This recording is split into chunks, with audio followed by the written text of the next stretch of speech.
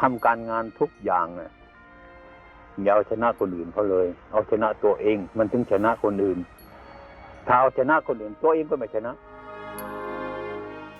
So in any kind of activity or when we're working, there are two kinds of motivation. There is a skillful desire and unskillful desire. Unskillful desire, what we usually call craving. So unskillful desires, when you're working and you just see the work as something you just have to do in order to get what you really want, which is your wages at the end, or whatever the result might be, the prestige or the praise or whatever it might be. But you don't have any real feeling for the work itself. When you work in that way, then often you cut corners, the work's sloppy, you don't take any pride in your work, and it's often leads to corruption, because if you can get what you really want, which is the money, without doing the work, then why not? When you work with skillful desire, it means that you just want to do a good job and you take a real interest in the work itself and doing the best that you can. You take pride in your work, and you try to better yourself and to increase your capacity and your skill in what you're doing. When you do that, you still get your wages at the end, but you also enjoy the work itself. So when you work in the second way, then you are in a way competing with yourself, your old self.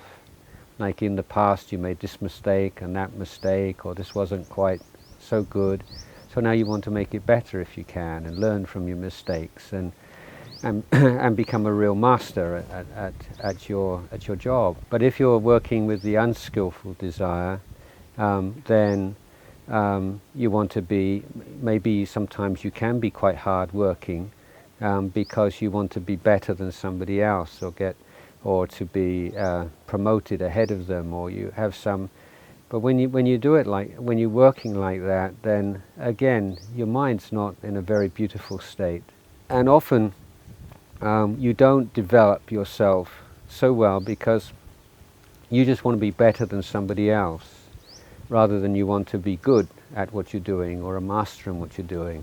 So often people who have quite a big potential, they're at the top of the tree, they're better than the people around them, and that's good enough because that's what they really want, to be number one.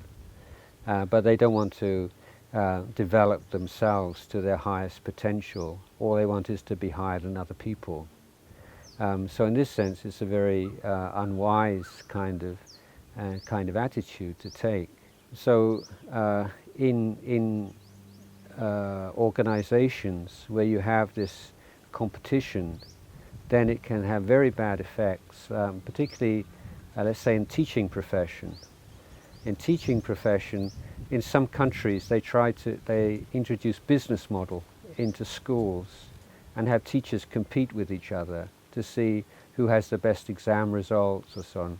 But in teaching, the idea is really that the more experienced teachers are sharing their experience, giving tips to the younger ones, how you deal with difficult children, a good way to write a curriculum or a plan, a teaching plan. You help each other out. But when teachers see themselves as competitors, it undermines the whole atmosphere, and it means the quality of teaching as a whole it becomes lowered.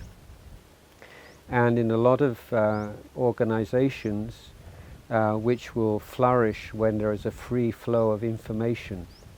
When there's internal competition, there's no free flow of information, and it has a similarly negative effect on the organization. But when people really feel themselves all as parts and people all working together in a group and trying to help each other out to be the best that each person can be, then you enjoy your work and the work goes well and it's a high standard of work.